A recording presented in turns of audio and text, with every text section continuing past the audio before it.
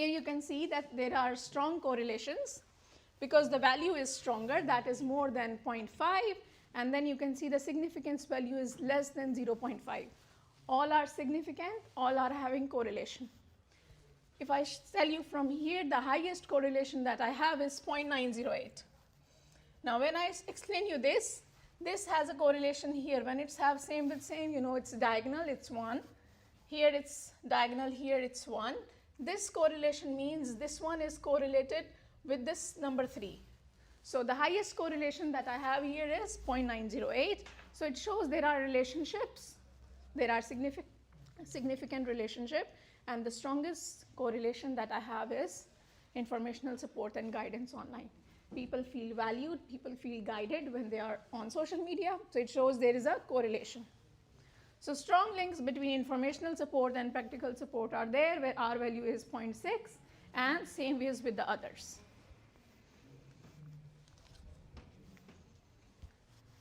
So now I'm comparing the means of two groups. For that I did sample t-test.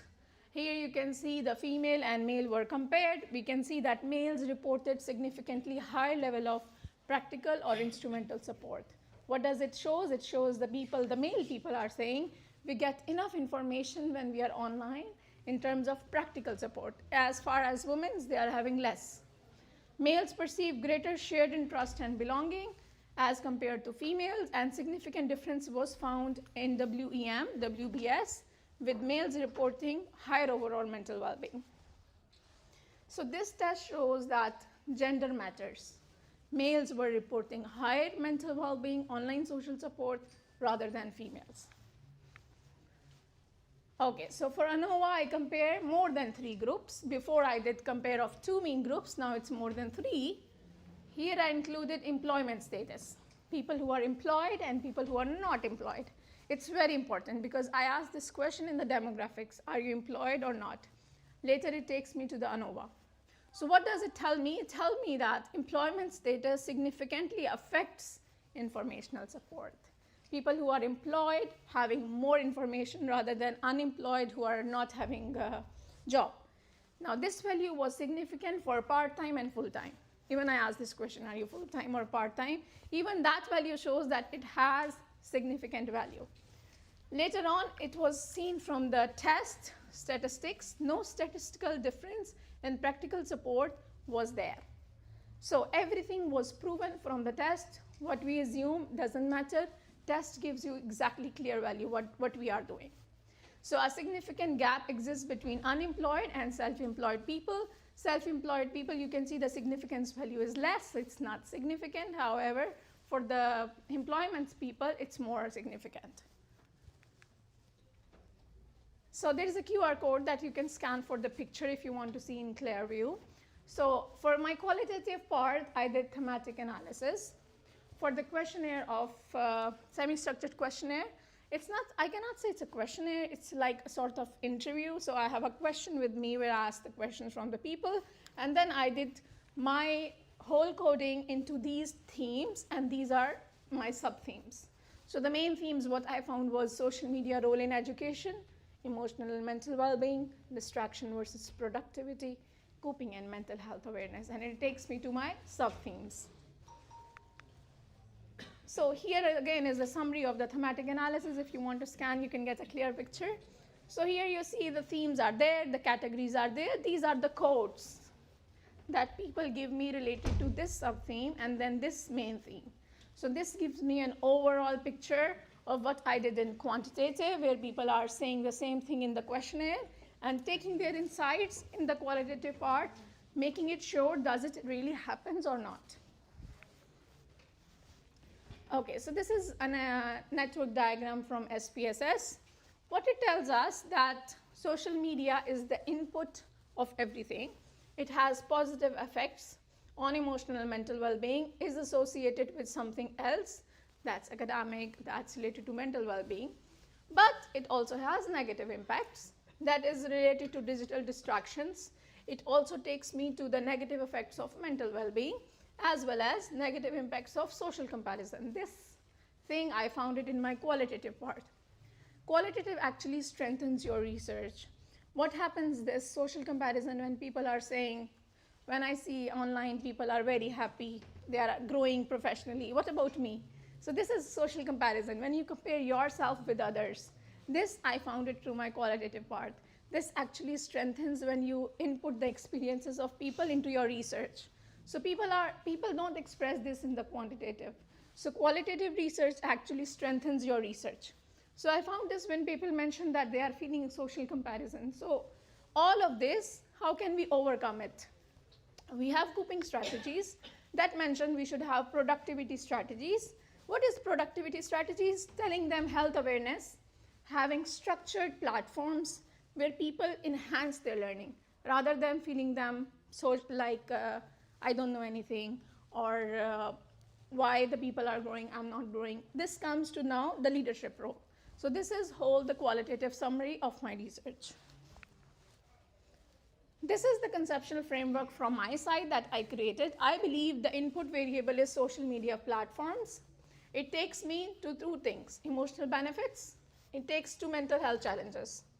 How can I overcome it? Through proposed moderation, having individual plans for everybody.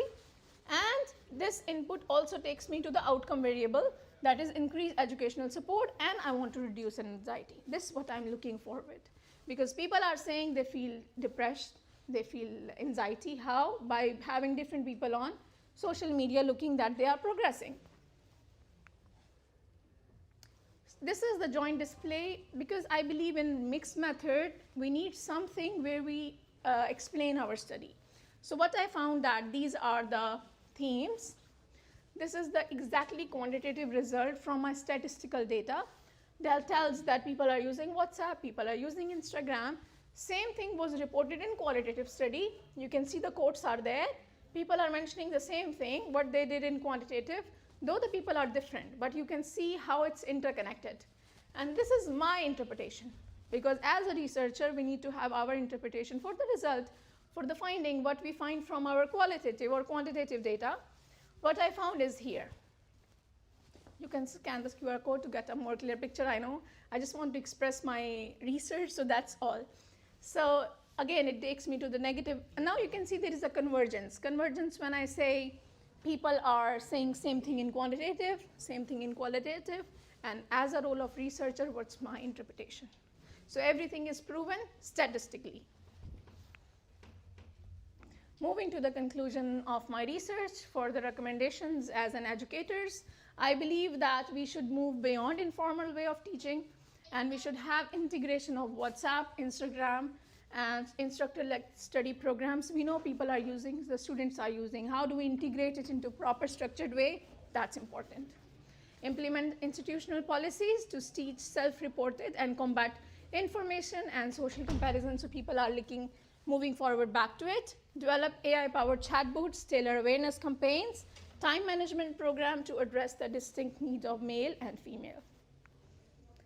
These are the implications for move for the leadership, I believe, for the institutional leadership.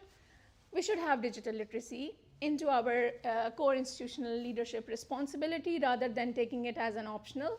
We should have, since gender and employment status has been valued a lot in the research, you can see everything is proven statistically, we should consider this into account and plan our awareness campaigns or whatsoever accordingly.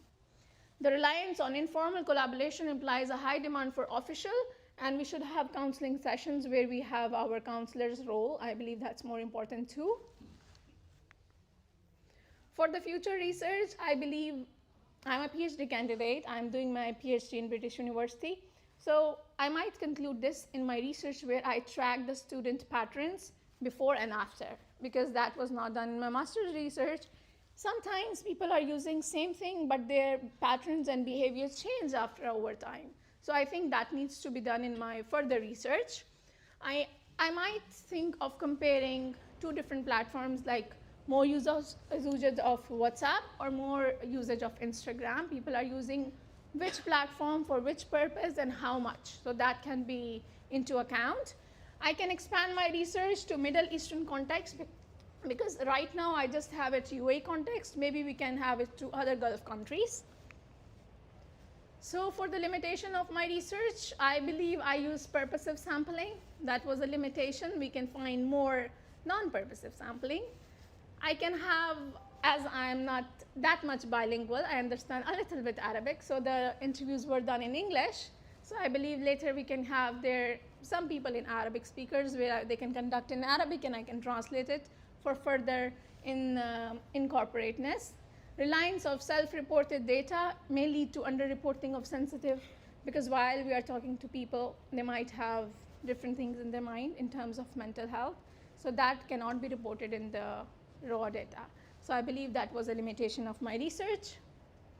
So claims and concluding remarks, it has been observed and proven statistically that online social support is a powerful predictor of mental well-being, accounting of 34.8% of variance. That means it's highly significant.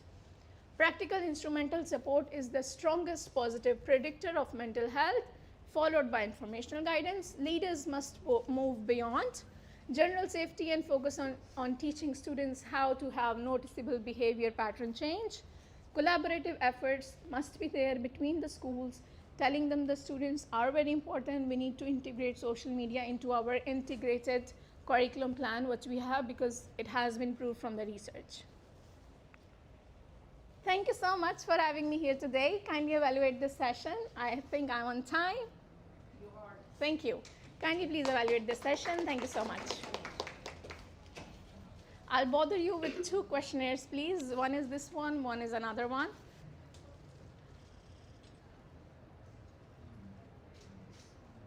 Meanwhile, if anybody has a question, please feel free to ask. I have time, Ms. Dad, right? Yes, you do. Okay. Thank you. Any questions, I'll be welcoming.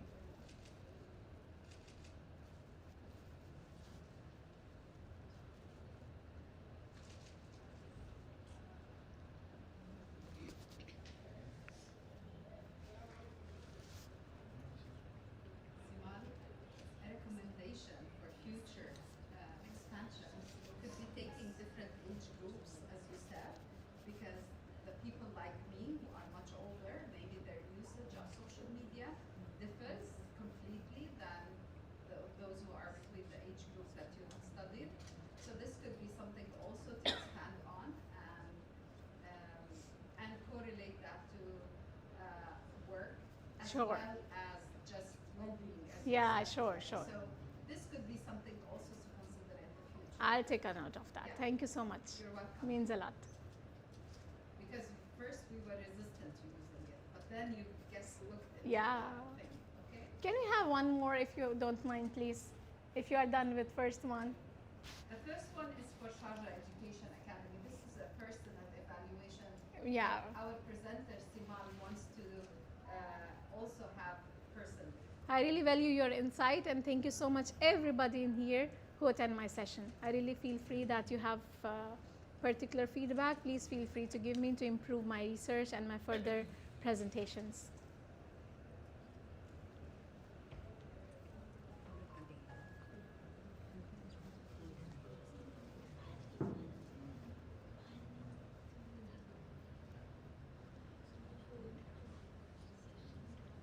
Any question? Question? Our next session will be thriving far from home, creating inclusive pathways for international students. So if you're interested in the topic, stay. And if you feel like going somewhere else, also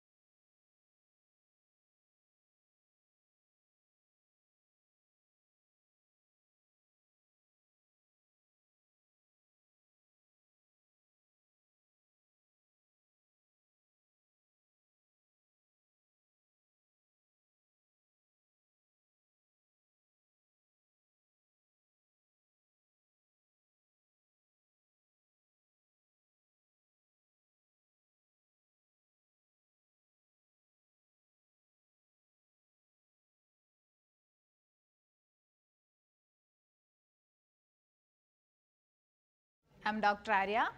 I'm here to I am here to present about the inclusion and empowerment in education, ensuring the needs and opportunities for migrant students. The study explores how inclusion and empowerment shapes the education future of migrant students. Introduction. Globalization and internationalization have transformed higher education into a cross-border experience for students. This transformation has revealed a gap between education access and students' academic and social experiences. The study positions inclusive education as a necessary response to bridge this gap and support migrant student empowerment.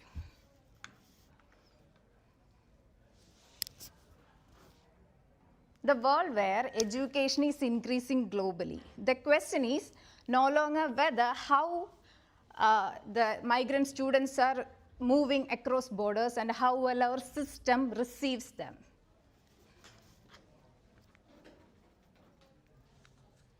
Education and inclusion. Education reaches its true purpose only when the learners feel seen, supported, and capable of participating.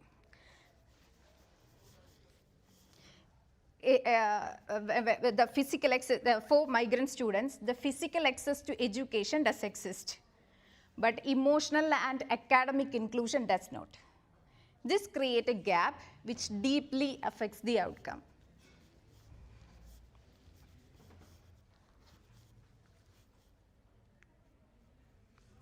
Global context of student migration.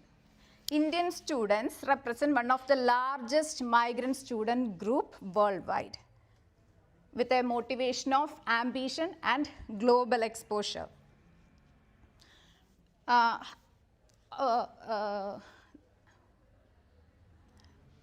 it take a minute? Yeah,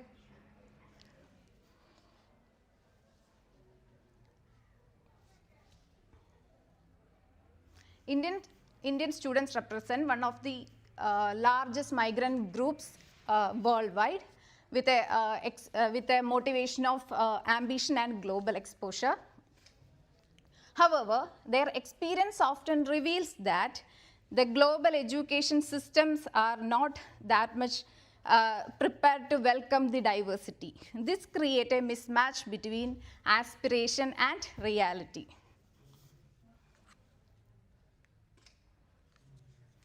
This is the statistics provided by UNESCO Institute for Statistics about the global student mobility, internationally mobile student by host region from the year 2000 to 2022. Here we can see the increase in international students from 2.1 million to 6.9 million from 2000 to 2022. The rate of international students number is very much impressive. And also it creates some concern that the institutions are expanding their admission faster than the inclusion framework. So it creates some struggle, and which leaves the migrant students to face the challenges alone. The study focused on Indian students in international higher education and the barriers they face. The study mainly emphasized on inclusion as a pathway for the social and academic empowerment. The study mainly concentrated on three main objectives. First one, to examine the trends and patterns of Indian student migration to foreign countries, and to analyze the challenges faced by Indian migrant students in terms of cultural or academic adaptation, financial accessibility, and institutional support. And third one, to assess the empowering educational practices. The methodology used for study is qualitative and descriptive approach by using secondary data from credible sources, and thematic analysis helps to identify the recurring nature and empowerment patterns. Discussion related to study. Here we can see the rise in Indian student migration from the year 2018 to 2022. It's about 66% growth in OECD countries.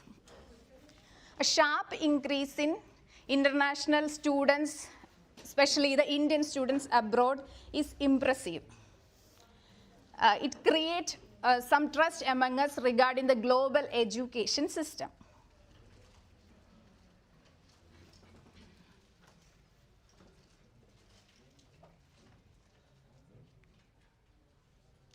Then we are discussing about the challenges faced by migrant Indian students. The report of ICEF Monitor 2025A revealed that a number of Indian students abroad reduced from 8.9 million to 7.5 million in 2024, and it shows a clear decline of nearly 15%. These drop can be significantly seen in Canada, UK, US, and Australia. The host country visa restriction, geopolitical uncertainty, rise in cost of living, etc. are adversely affecting the migration of Indian students. Let's discuss about what are the unique challenges faced by Indian students abroad. The key challenges we are going to discuss today is cultural and academic adjustments, financial stress, and limited educational support. First one is cultural and academic adaptation. The primary challenge faced by Indian students abroad is cultural challenge or cultural adaptation. They may often feel homesickness, isolation, and mental health stress.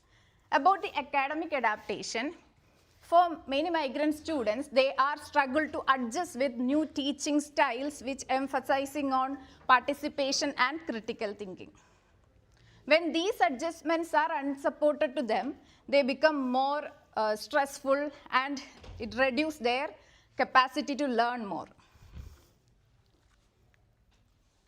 Financial accessibility. Financial stress is one of the underestimated challenge faced by Indian students. When they are more focused about their survival, their capability or their ability to thrive and learn significantly reduce. Educational institution support gap. For many institutions, especially the education institutions, are not providing much orientation, mentoring, career guidance, and mental health support to the students. This gap limits their ability to integrate and succeed fully. Inclusive education as empowerment, some recommendations. Inclusive education enables migrant students not only to access education, but also make them capable to participate confidently and effectively. By providing culturally responsive teaching, language support system, and strong mentoring, institution can transform the migrant students into a strong person, make them feel like they are belong to them and feel like a sense of belongingness. And it reduces their stress. When they feel like they are included in that system, they become more resilient, participate, and contribute more. When the empowerment extended beyond the academics, it prepared the migrant students for leadership, intercultural competency, and good citizenship. And what is the relevance of inclusion and empowerment in the UAE and the GCC? As we know, UAE and the GCC stands as an example for diversity in education, where learners across the world learn side by side. The opportunity now is to transform this diversity into a deep inclusion, where the learners feel supported, valued, and empowered. By strengthening the inclusive education, the UAE can stand strong in globally, not only by hosting the or welcoming the international students, but also shaping the strong inclusive education in future.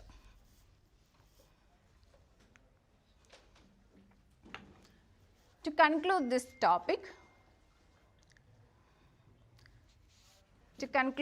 topic, while migration opens door for international education, but inclusion decide how this opportunity leads to empowerment or exclusion, whether this leads to empowerment or exclusion. By introducing or investing in culturally responsive teaching or strong mentoring and providing them a strong support system, the institutions can transform the migration or the student migration into a driver of equity, resilience, and shared global progress. Inclusive education is not an obligation, it's an investment in global human capital and social sustainability. This is all about my study. The study mainly based on secondary data from the credible sources like OECD countries report and UNESCO report.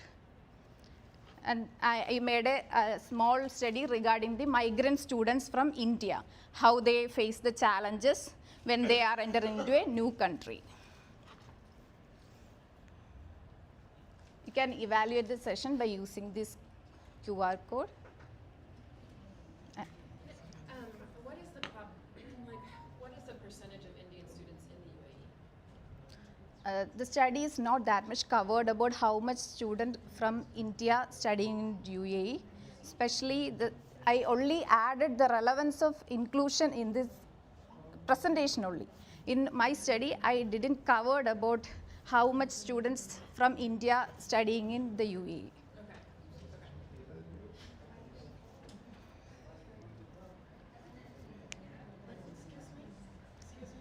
When we make such a study, actually that is the priority given to them, right? Because your research was mainly based on Indian students. Yes. So the priority should be given to how many Indian students are studying in the UAE recently, isn't it? Yes, ma'am. But the study is concentrated on only in abroad. I just generalized the study, not focused on a particular country. No, they are in the UAE. Yes. I thought it could have been targeted. Yes, ma'am. But the the study focused on secondary data, but the materials are not that much available to make a study. That's why.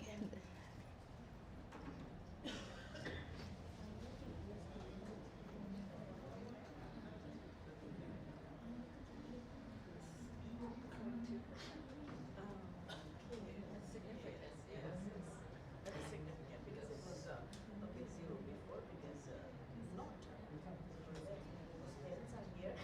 No, I'm talking about those students who are coming to the Right. just for studies. Right, on okay. student visas. Right. But I think that is very less Much less. compared to Yeah, compared to yeah. other countries where they may get it. The next session coming up is building better coders and action research.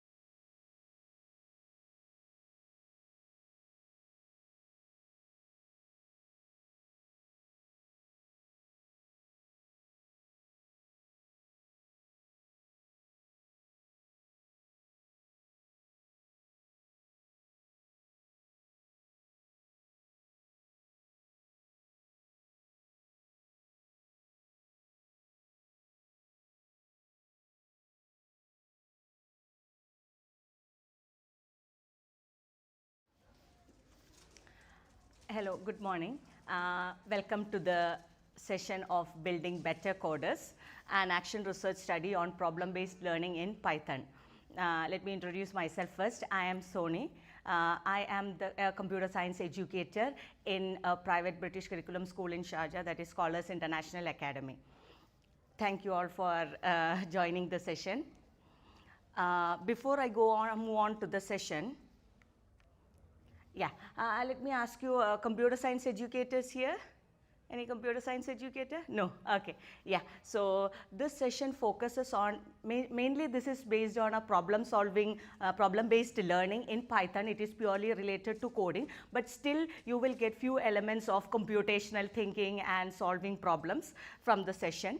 Okay, so what do students struggle with more in Python? Python is the programming language widely used in not only in UAE but all over the world. Secondary students for learning starting programming, Python is the language widely being used now. It's the high demand programming language. So whenever we basically teachers teach it, they face so many challenges. So always we ask why the students are stuck on doing this programming language, doing the coding. So we always think, is it the syntax that's the problem, knowing how to start, debugging or confident? So many a times this question, say over the years I'm teaching in secondary education, this question comes to my mind, and every time I think that it's not the syntax that's the problem, it's the knowing how to start or confidence. These are the two options that win every time I have this question.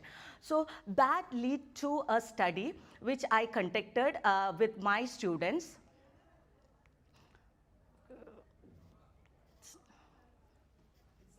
Yeah, it's stuck. Yeah, it's okay, fine, we'll move on this. Yeah, this is fine, yeah. So this session that will give you practical strategies which are like proven strategies. I have did myself the research, so proven strategies to take back to the lessons, computer science lessons that you teach, how to approach the programming skill, how to deal with students in learning, teaching programming and then learning the concepts. Okay, there are practical strategies in the session, then repeatable structures that you can use, the lesson structures that you can continuously reuse in the session, and then the whatever scaffolding strategies you can apply to the learners to bring them up to the expected level and to build confidence in them to do much better. Now, mostly students, how they approach programming is they focus on the syntax. The teachers have given them a syntax, how to write a loop or a conditional. They focus on the syntax. But we have to shift the thinking from syntax to logic. That is the key idea behind this study.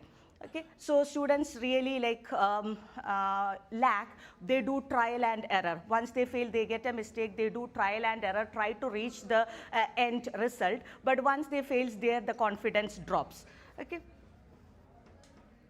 So I have actually try to shift the learning from the traditional approach of syntax first to logical, the problem-based learning approach. So this is like problem-based learning is not only applicable in the context of this programming, but to any subject that we teach. Since we have multiple subject educators here, the problem-based learning, when it comes, it creates an interest among the learners. They are able to connect it with the real world. Okay, so then comes the thinking can be initiative within the learners. Okay, how to solve the problem. That is the key idea behind it. So I have started with the problem-based learning approach. So when the problem is introduced in the class, students feel like, okay, how am I supposed to solve it? They start finding ways to solve it, then apply the syntax. That was the key idea that at the end of the study I have come to. Okay. So this research was conducted with year 8 and 9 students, okay, over a period of 8 weeks. Okay, I have implemented the problem-based learning approach over a period of 8 weeks, embedded in the lessons. So this need not have to be, I'll give you the strategies what I used in the lessons, but that doesn't have to be a whole lesson. You can use it in part of the lesson as well. Okay, the focus were loops and conditionals in Python. That was the key focus. Okay. Now the Python, my lesson is structured based on these 6 key factors, but initially I can tell it is divided into 3 sections like planning, using the logic, then reflection. I think any lesson that we teach, we can use this. There should be a planning in the beginning. You do the lesson, at the end there should be a reflection where they are able to tell to their peer or reflect on themselves on what worked and where they need to go next. That part was there. So when it comes to the coding or the programming language, program writing, first the problem is presented to the learners. They don't directly take use the computers and code, but before that I have introduced a planning phase where if they are the high achiever learners, they will plan on their own with paper. On their paper they will just make a mind map, but if they are somebody struggling, I'll pair them up so that they discuss with each other. Okay, this is the problem, how can I solve it? To solve it, what approaches I have to use? What are the programming constructs I have to apply? That planning was there. Then only they will move to the computer and then start doing the code and then debug. At the end, they are able to reflect either to me or to the class or to the peer. Okay, why have I used such programming constructs? So there actually the problem is resolved. They should be telling, okay, why I have used it instead of rather applying the syntax. That was the strategy which I have used. Now, these are the problem-based examples, learning examples that I have given in my classes. Okay, so basically I have told in the beginning we are focusing on conditionals and loops in Python. So checking for the temperature, quiz system, age classification, these comes under conditionals because when I ask them to write a program on the grading, first they should know, okay, if the learner has scored a mark above 90, he should get a distinction or they should get a A+ grade. So that thinking is initiated. Since it is a very real world problem directly related to them, related to their marks, they are able to make it, okay, if I get below 50, it should definitely be fail or below average, something grade should be. So they related to the scenario and then started applying, okay, that if condition is coming, so I have to use a conditionals. And then when it comes to a menu driven program, keeps ordering, okay, something is repeating, so I have to use a loop. That problem, real world problem, actually helped drive their interest in doing it. That was the strategy that I have used in my study, my research, plus that was in my lessons itself. Scaffolding has an important role. Scaffolding, I believe, like we need to provide scaffolding at different stages. Somebody who can't start, there was a variety of scaffolding techniques I used in my lessons. So one was the staged prompts. Those who stuck with syntax, stuck with logic, we will give them clues, like fill in the blanks clues, so that will help them to get started. Those who are stuck, totally stuck. To get started, we use staged prompts. Then we have give pseudocode template, that is structural guides are given. So and so are the list of strategies that you can possibly use. They select from the strategies and apply it in the programming language. Another one is debugging checklist. Once they finish the code, we give a sort of checklist is given. They can tick each checklist, compare it and see whether I have applied all this to make sure that they have done the right thing. Then guiding questions. Somebody who is stuck, I have also, I am a great fan of this fourth one, guiding questions. Instead of giving them direct answers, I actually like to get the answers out from them. So what I do is I just give them probing questions. Questions again and again so that they come to the point. So this is the main strategy I throughout use so that keeps them thinking when they are stuck. And then pair programming is also there so that they discuss and try to find. Instead of one brain working alone, two brains work together to come out a solution of it.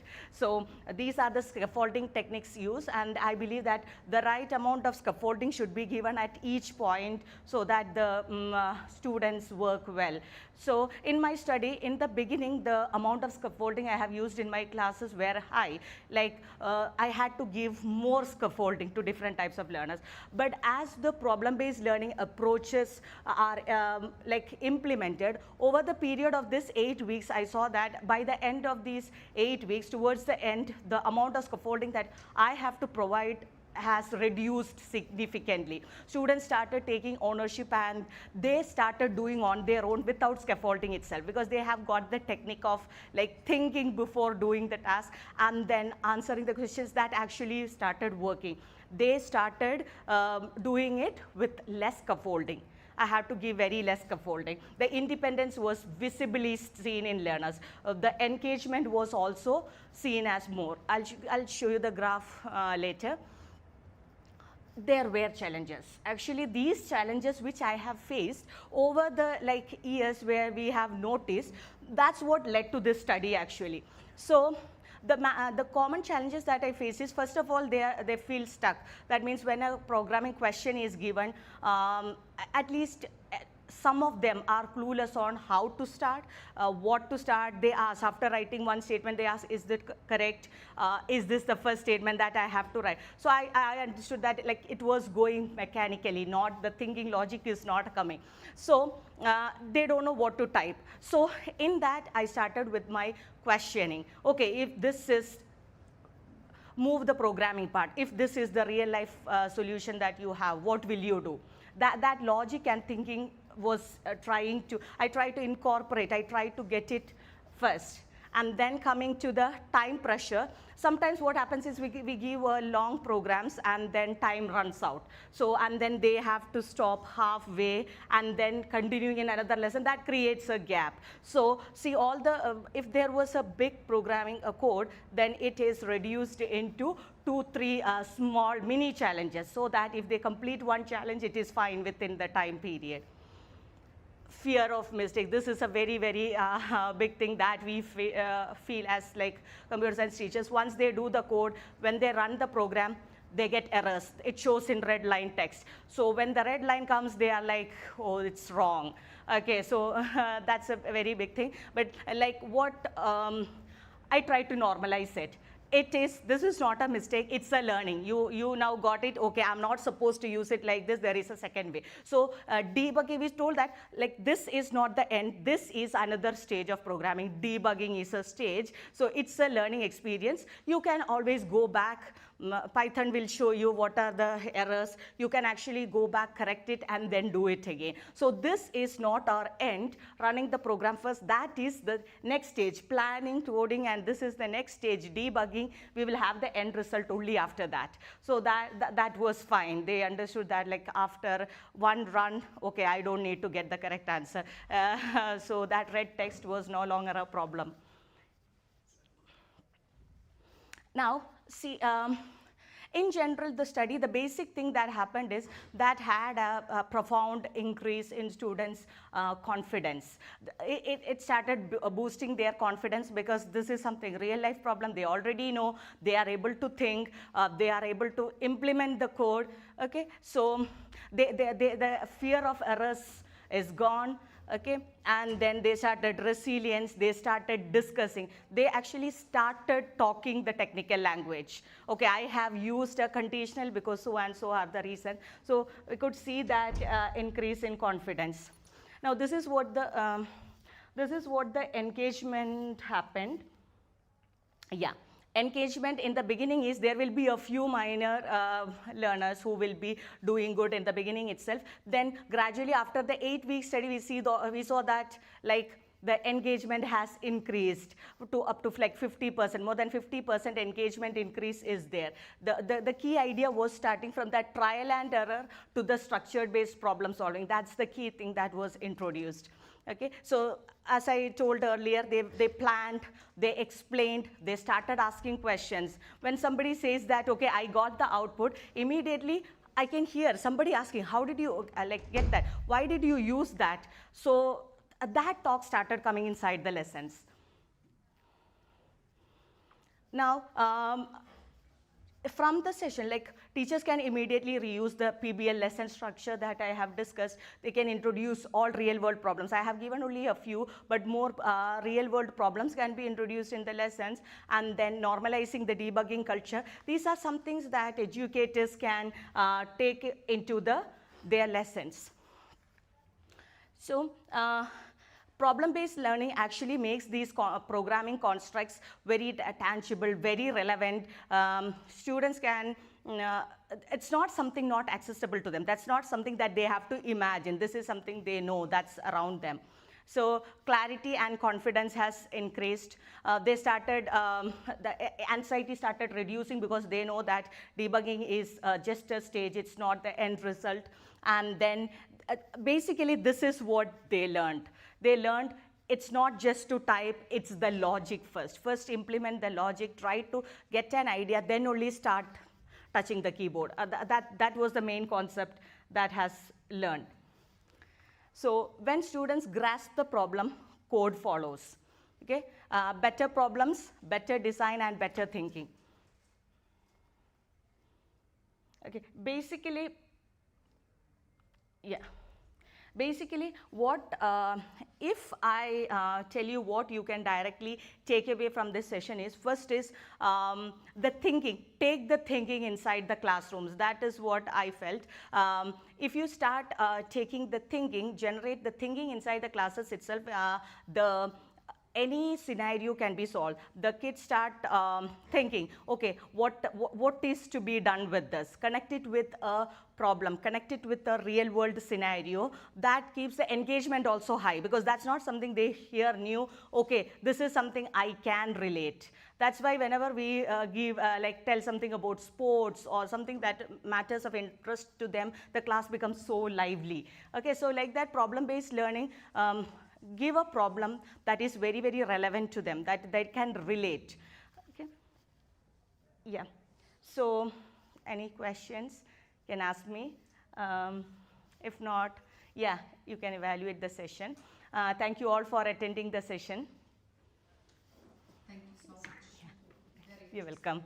And you know, although you said this is, I know it's coding and it's Yeah. around that, but many of the things that you had presented just now can be applied Yes. Yeah. in other situations Sure, sir. besides coding. Cool. Thank Yeah. you so much. Yeah. You are welcome. One more thing, ma'am, I like to share you. The way you have told about the conditional statement as well as the looping statement. Okay. When I am taking my class, Uh. when I have a class with the lower star group, the middle schools, even sometimes it is very difficult to understand them what are the while loop or the for loop. Yeah, I usually exactly. tell them the activities, like just small activity for the clapping. Yeah. Okay. Yeah. Still, I will not say stop. You have to clap, and you have to in mind. You have to count. Yeah. Okay. Everyone will do different claps. Okay. Okay. When Okay. I say 5 claps, you are counting. That is a fall. Follow. Yeah, yeah, that's nice. I actually was expecting a much of a similar audience, so that, yeah, yeah, okay. Even for the small children, when we are learning doing with the scratch, Yeah. they have to draw a square. At that time, they don't know the directions. Yes, yes. Just tell them to move this steps, then cling. Cling, yeah, So yeah. I just, it is very much connected. Yeah, your true. session and your research. So in the beginning, yeah, actually I was asking, is there any computer science educator? I can have a very good interaction. Actually, the problem, ma'am, I was in the another room for the Kagan sessions. Okay. So once I finished, I just ran out and I came. Okay, yeah, thank you. And you can also share. Actually, I had put a slide on sharing experience of the educators here, but unfortunately, because nobody is there, I didn't go to it. Yeah, you can share some of your experience with teaching this. If you want, you can share. Sure, Yeah. no problem, ma'am. I like, for example, the strategies first. Yeah. There's different ones, but they're usable. When having a mistake, it's Yeah, not a normalizing it. mistake, but it's a new way of learning. It's a new way of thinking for you. Yes. So that's also something a takeaway that is really Yes, actually we all like face, this is a common challenge that we face for beginners for programming. Like, no, they always gets confused with the conditionals and loops. So this is like all the computer science educators can actually relate it. This is what we face. No, that can be a practical problem when the children will stuck somewhere. They don't know how to start. Yeah. Where to go next. It is a practical problem. For that, and when it will be when they are beginners. Yeah. Even when you are switched from the one platform to the another platform, then also they will be get stuck. Yeah. So I feel very related. Yeah, it's very, yeah. Session, and I'll sure if you'll give your contact details, I'll absolutely share my. Yeah, definitely. We will keep in what touch. Activities I will do it in my class, and I will like to hear from you. Yeah, So it yeah, will be sure, helpful definitely. For your research as well. Okay. Thank you so much. Thank you so much. Okay, you're welcome. Enjoyable, too. Yeah.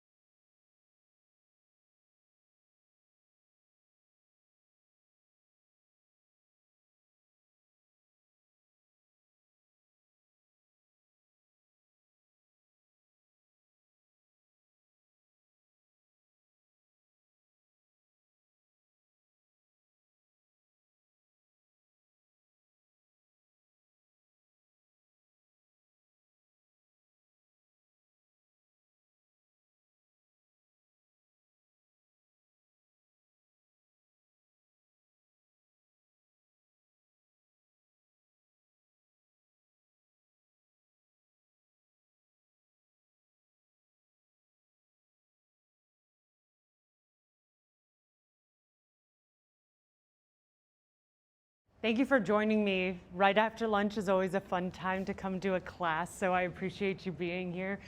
This is Model Lead Improve. We're going to look briefly at instructional leadership teams as drivers of instructional change and improvement. See, I'm gonna be doomed if I need to be over here. Okay, excellent. Yes, I understand, yeah. I tend to, okay. So my name is Samantha Tees. I am the Director of Professional Development and the ELAR Curriculum Coordinator for EduLink Plus. We are the consultation and school partnership arm of Harmony Public Schools.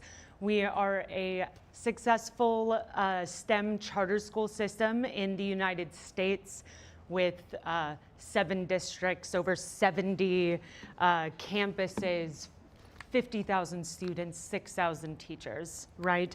And Harmony, over its 26 years in practice right now, have built a shared language around instructional leadership. We've refined these systems. We have best practices and replicable protocols to really ensure that all of our campuses, especially as we expand, meet the same level of excellence.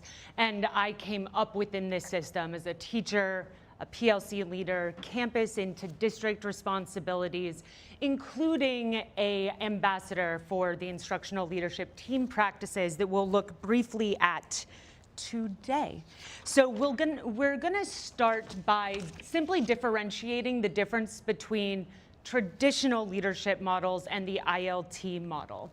And so here we're going to define traditional leadership as principals and deans, those administrative teams, versus instructional leadership teams, which it has the principal to lead the system, it has the deans, but it also brings in instructional coaches from different departments, as well as lead and model teachers. This is very valuable within this system because it expands the perspectives of the leadership teams.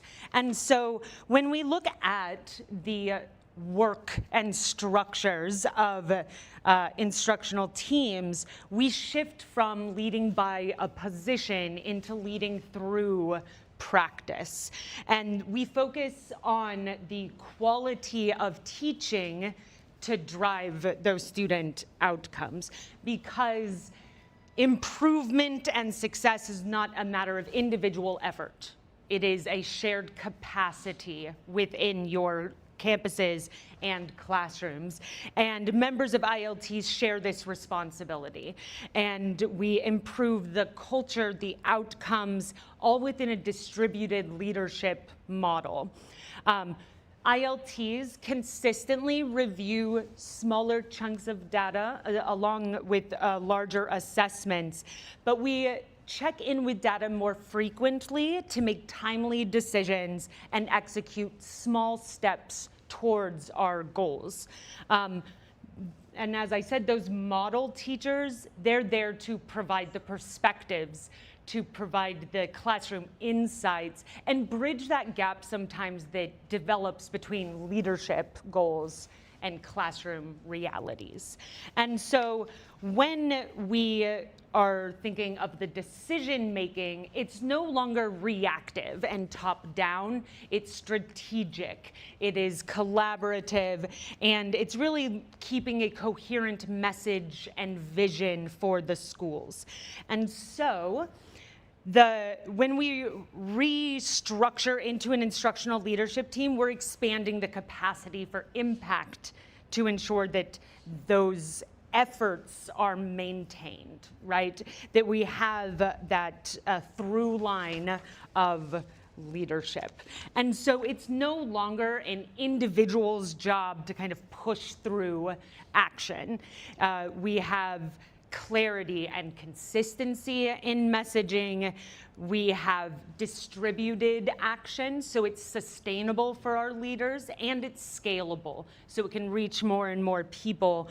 And instead of having those isolated pockets of expertise, there's a shared brain trust, right? We're pulling in the perspectives, which allows us to have sharper analysis of data, provide more individual coaching, and then that leads to our better instructional decisions, because teachers receive side-by-side support along with whole group kind of clarification. So when we look at the harmony model of ILTs, we're gonna focus on what we call the core 4 instructional practices. We've built replicable protocols with transparent criteria and look-fors that we collectively build a capacity amongst our staff to improve learning, because that's our goal. It's not compliancy based, it is learning, right? And so we unite to identify the challenges, to support improvement, and ensure consistency amongst our classrooms and teachers. And part of the way we do this is with what we call the Arc of the Year goals. They are a shared checklist that supports the culture of learning within the classroom, so how students enter, transition, how the standards by which directions are given, for example. There's a goal focused on teacher lesson preparation, how they approach these lessons to ensure access to all students, and addressing any needs of like the different skill levels within the classroom, as well as how teachers and students engage with each other and the content in order to build academic habits. So we have this shared vision of excellence, and we reach these through our core 4. And one of the collective practices of an instructional leadership team is what we call the instructional round cycle.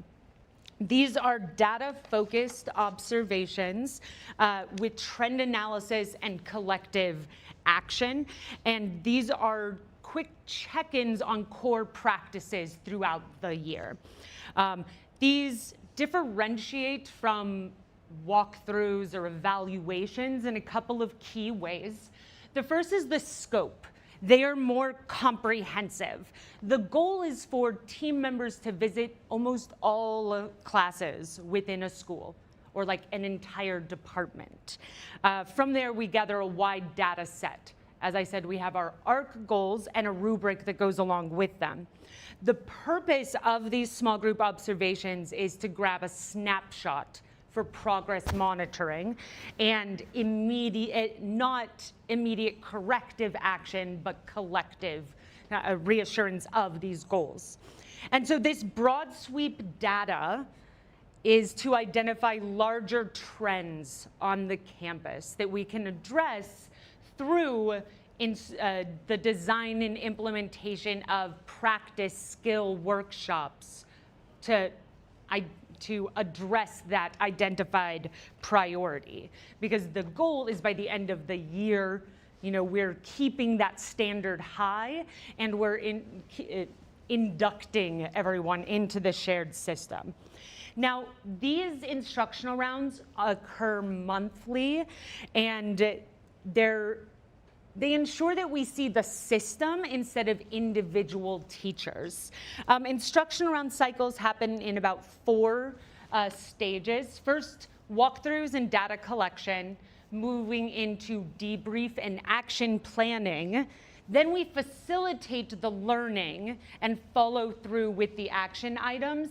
And then you're only as good as your accountability and follow-up. And so we monitor the impact of these with the next instructional round, pop-in observations by mentors or coaches.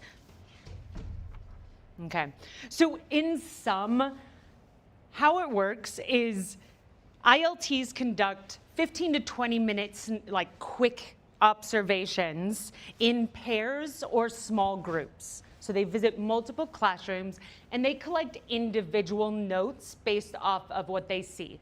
These are low inference and evidence-based. So it kind of takes ourselves out of it. We're not putting judgments, we're collecting trend data. Then the individual rates the components on a scale. Then they come together and debrief as their small group. They all were there for the same 15 minutes. What perspectives did you see? What evidence did you see? And they submit a consensus scale rating into a shared data set. After all the teams have submitted their data, everyone in the ILT reconvenes to debrief. Study the data objectively, look for those strengths, areas of possible improvement, and we identify bite-sized goals. Because the idea is we have these quick turnaround where our PD holds the impact we need it to have. From here, as I said, the team distributes the tasks and develops the workshops, and we can also address departmental trends as well, or large-scale trends. And so these are put into action rather quickly. If we think about it in a monthly cycle, the first week of a month is the instructional round, the debrief and the planning. Then the next week, we facilitate that workshop. From there, after the facilitation, it's continued support and follow-up, and then the cycle repeats. And so there's a targeted monthly professional development session to kind of support these goals continuing to improve throughout the year. And so if this form of like collective evidence-based action is interesting to you, or you would like to learn more about it, we offer virtual workshops for leadership. So if you're interested in bringing a system such as this to your schools, please let us know after here. Now, PD doesn't fix everything, right? It is not, you can't address things in whole groups all the time. And so I already said it, but Michael Fullman stated that improvement is not a matter of that individual effort, but of collective capacity. And so our team's job is to build teacher capacity and confidence to develop that human capital, to really make sure teachers feel supported in a shared drive for excellence. And so the work of the ILT is to build 3 key teacher practices through workshops and one-on-one coaching. And so the first teacher practice is lesson preparation. This is, we train and coach teachers to internalize a lesson, the goals, the structures, and anticipate the needs of their diverse students in that classroom. And that ensures better implementation and delivery. From there, we conduct observation feedback sessions during which ILT members conduct informal walkthroughs. They collect notes, and then they develop a session to give bite-sized action steps for the teacher. They coach them, they practice with them, and they implement it into the classroom. So these small changes having big impact on student learning. Leadership also coaches PLCs and individuals on data-driven instruction techniques, such as student work analysis to do intervention or blended learning to fill learning gaps before they go.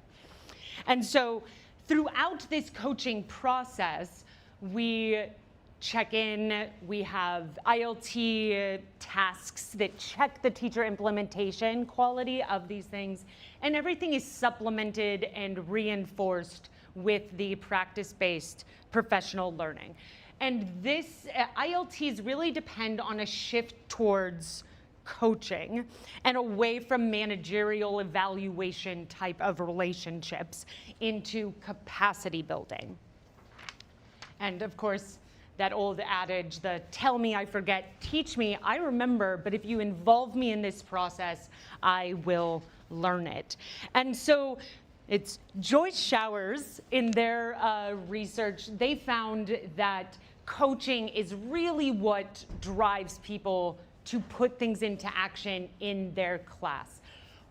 Simply telling theory, if you're a teacher, you've sat through those PDs and you go, okay, and it doesn't show up in your classroom. If we practice it together, we might see it in the classroom. But if you have one-on-one support and practice and feedback, you build that skill in your instruction.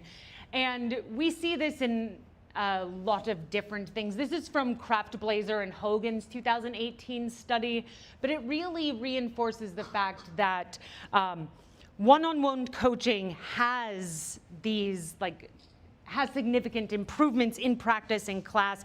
And unlike short-term PD's impact, coaching relationships are ongoing and coaching and content specific. And so coaching can be tailored to specific teachers' needs. They're not judged, but bolstered and invested in. It really reinforces the collective goal rather than if an admin enters your room, you're like, oh, kids, behave, right? They're here to support me, to help me improve my craft. And all of this is more sustainable and it's a higher return on investment. PD is time consuming, it can be expensive, but coaching programs really return on investment. It has a higher retention for teachers. It strengthens strengthens teacher capacity. And so we're not looking for a sum of individual talent. It's about shared practice. And so in action at Harmony Public Schools, we build a culture of continuous improvement and a growth mindset around these core instructional practices. And everyone in the leadership team visits classrooms, provides coaching, and of course we do have our coaching staff. And so no one loses sight of the purpose. We provide the highest quality instruction to all of our students, and we maintain it through coaching of the core practices and continuous development through PD. Now, the model and lead teachers on the instructional leadership team, they serve as mentor teachers, they provide additional check-ins, and they develop exemplars or models to follow, especially like the novice teachers that are coming into this type of system. And at this year, at the end of January, we are at target to reach our yearly goals, providing thousands of support sessions to novice and experienced teachers. And we have skill workshops every month at the minimum. And so this is all to say that instructional leadership teams, we develop this capacity because it's a people strategy. Education is people, we're developing people, we're keeping our people. Now, one way that EduLink is sharing this expertise is through our Catalyst Academy.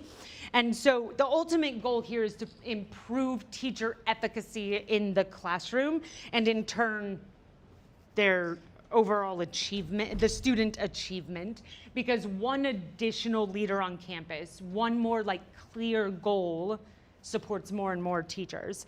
And so these workshops are designed to hone in on these practices, and our members submit artifacts and we coach back and forth around these practices and help them adapt them to their campus context. And so if you are interested in any of EduLink's services or have questions about our Arc of the Year or our Core 4, you can scan our QR code or come see me. And there's also a survey for this session. I don't know how much time there is, but if anyone has any questions, I'm happy to. Yes? In today's context, talking about PD. Yes. Sorry, coaching one-on-one. Yes. Does AI interfere with it or does it enable it? Oh, you mean like in instructional coaching or in lessons? Yeah, in instructions, in lessons, in feedback, everything, all of it. I think the beauty of having something like an instructional coach in an environment that has AI becoming more and more is that a coach is there to check those practices, because AI is not ultimately evil in teaching. It can be a wonderful tool. And so coaches can help you hone the skill with that tool and be there to kind of check us to make sure that that tool is getting the results we need. Because part of coaching is also the student work analysis. And so do we see positive or negative impacts in our student work when we have these AI integrated lessons?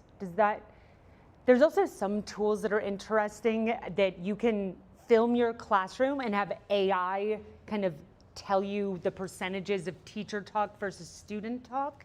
But I would say coaching's there to help you develop your craft and how you approach it. And so what tools you're using, a coach can help you make sure that it stays aligned with the ultimate goal of your course. Any other questions? Because it can be intimidating at times when the learner knows more than the teacher. That is true. That's true. And with a coaching relationship, because it's long term, part of the conversation is what are your goals? And so if your goals are to deepen your standard-based knowledge maybe, or we work within Common Core, like what is the vertical alignment, what is it there, like what are your goals, and we can help you keep sight on those goals and not get so overwhelmed with all the extra things.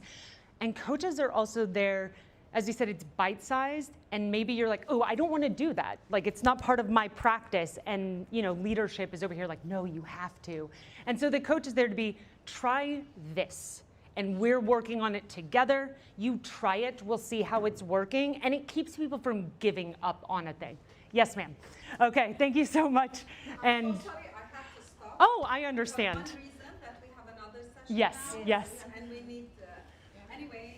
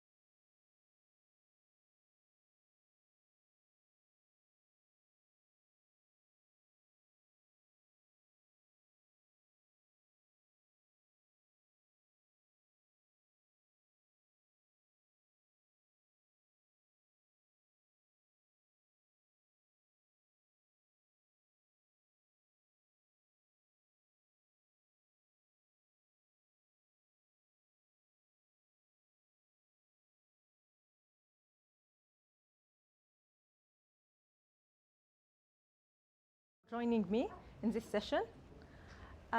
Before I start introducing myself, I just want to share you a short story with an ambitious girl who is coming from 3 years ago, moved to UAE with a full of a dream from a country of war and conflict and hardship.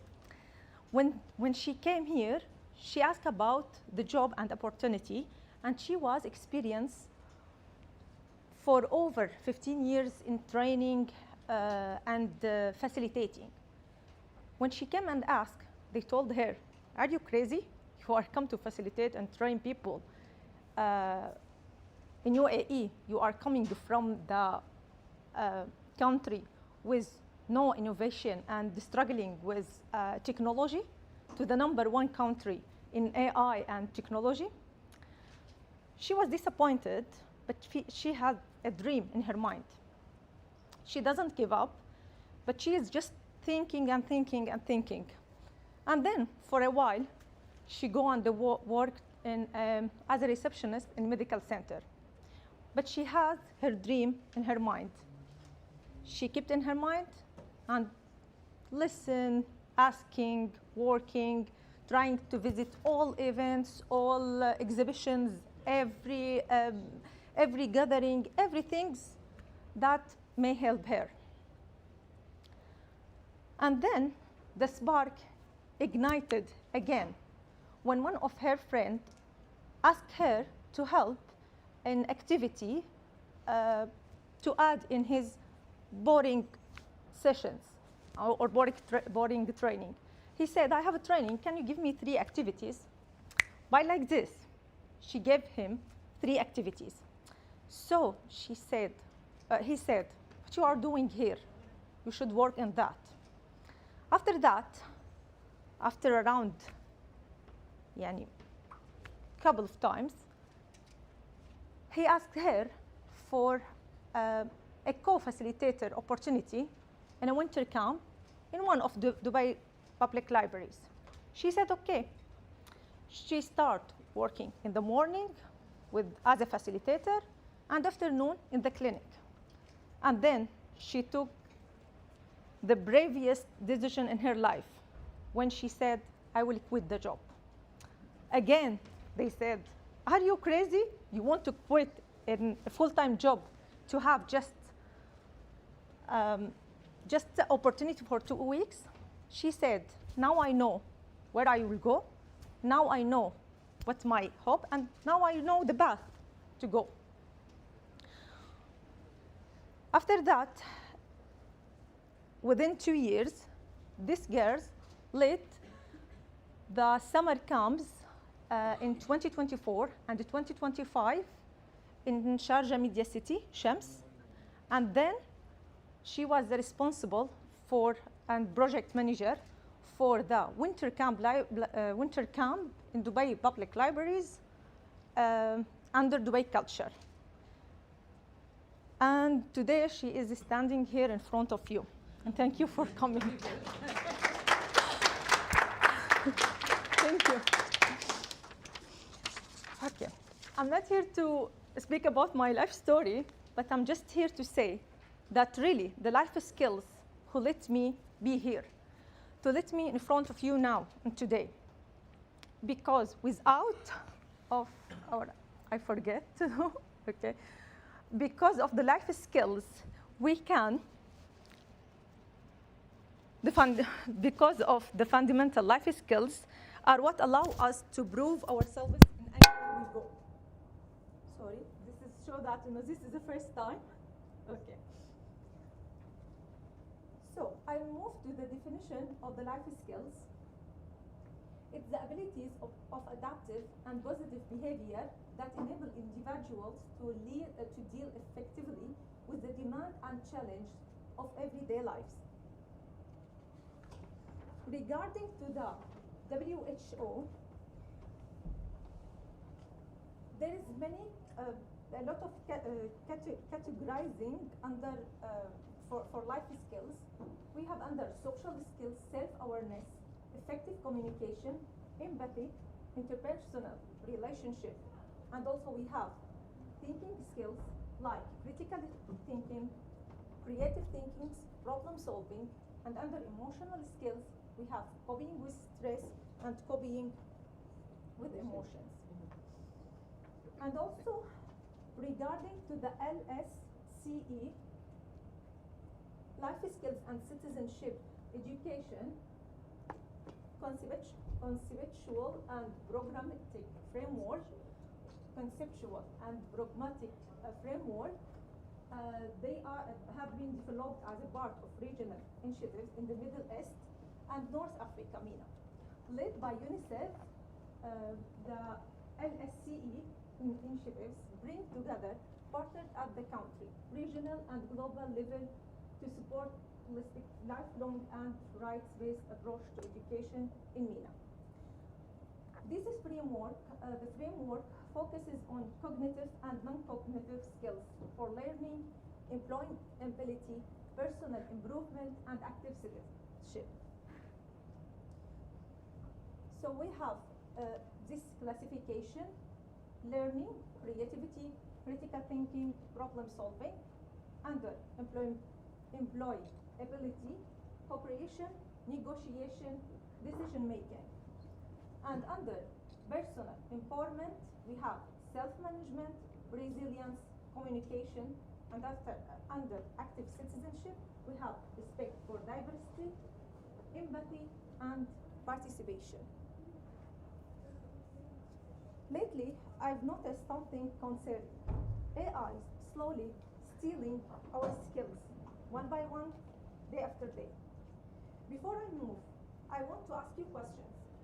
How many of you remember the family's phone numbers? How many of you save or memorize 5 numbers? Please raise your hands. 5 numbers? Maybe one. Maybe 1? 5? 4. Right. How many of you remember 10? 10 number? No? 10 number? ولا 5 ولا 10. Okay. طيب, if we ask our parents or the previous generation, what do you think? How many numbers? 25. Much better than us. Yes. Much better than us. Why? Because they went in their mind more than us. Yes. The generation ago, we all did. Today, we rely on our own phones to remember for us. I'm not against AI. At the beginning, yes, a little bit. When I'm coming, I'm struggling with everything, yes. But now, really, I'm not against AI. But we must find the balance. And we need to put that in our mind when we are dealing with our kids. AI should be a tool that supports us, not ghosts that replace our lessons. Let me ask you a question. What is stronger in employment or startup business? Skills or academic study academy, يعني skills or degrees, or skills? Sorry, business experience or skills or academic study? Skills. Skills. I think you need all. All of them. More strong. Need all of them. It should be academic and skill basically. Experience will come with that. But Okay. but skills come from our nature. Allah give us skills, يعني different skills from each one. Yes. Yes. Definitely. Okay. I'm also want to share a small story or a quick story. When I started working in the medical center, because I'm new, they told me they offered me 0.5K per month. I said, but I'm a master degree. I have master degree. They said, but it's not much. It's not related to our job. So I have 10 years experience, but it's not UAE experience.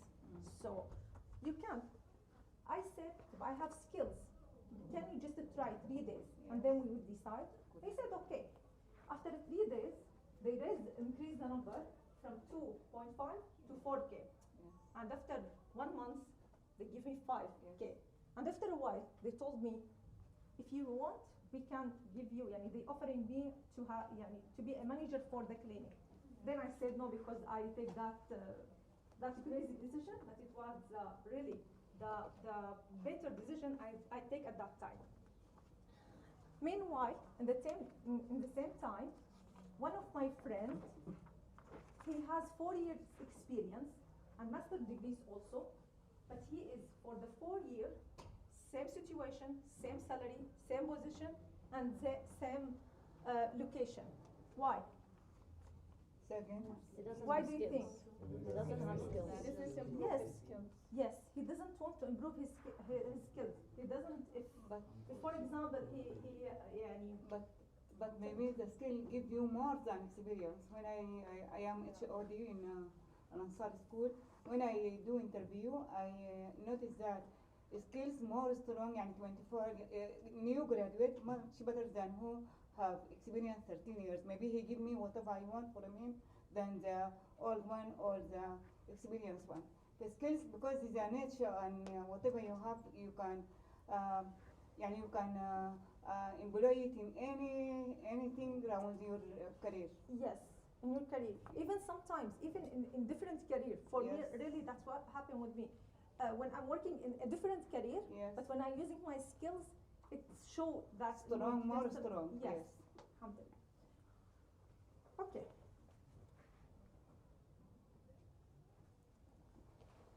What I want to say that AI doesn't create successful people, but the skills do. It's only the AI. It's only accelerate our journey for those who already have the human skills to succeed. Are you agree with that? Okay. Without the skills, AI is simply a fast car without no driver, with no driver. Okay. Before we move to this, I visit a school, a grade 4 students, and I ask them, who is the smarter, AI or human? Human طبعا. But unfortunately, They the, said the, AI. the students say AI. Say AI, who is creating the AI? They say Human. human, Yeah. so the human is the smarter. Yes. But because this generation think that AI know Yeah, everything more and smart have than all them, answers, unfortunately. so they are the more clever or more smarter than them.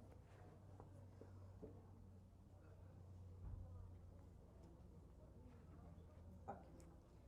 Albert Einstein said that the true sign of intelligence is not knowledge, it's about imagination. Also in one school we visited, we were with grade 8, we asked them about, we are doing a session about creativity, so we tell them we will write a word and then you have 30 seconds to think about this word and write everything that's come in my mind, but in a creative way. We give them clock and the 30 seconds. 24 out of 27, they are open AI tools and open their phones and tablets and iPads and start reading and asking. Just the three of out of 27, they are closing their eyes, carrying their pens and thinking. And for me, this is three kids. This is survival from. Okay. They are survival from AI. So, as a parents and educators, we are losing ourselves are we losing ourselves in technology, or we are aware of using it for us and for our next generation? I admit that AI has all answers, as I mentioned before, but the question, we have it. And when we are stop asking questions, we stop creating. Moving to the end. Where is the end? Okay.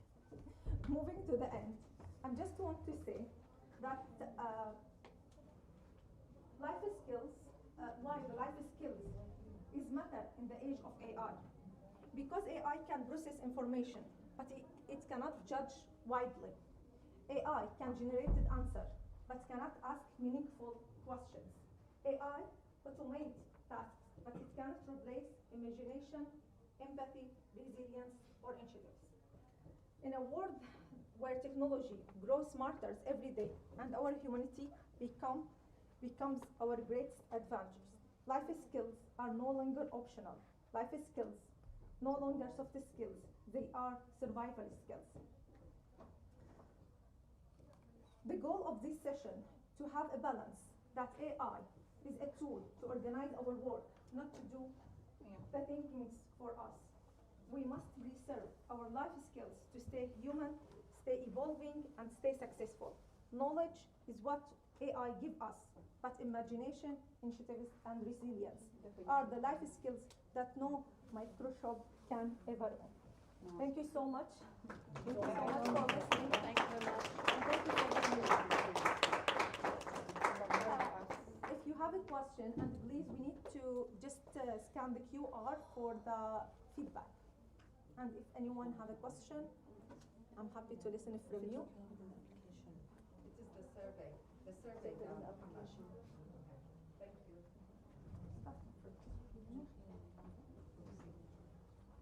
Thank you for coming. You will find the QR behind all the chocolate. Life skills is start survey. Oh, wow.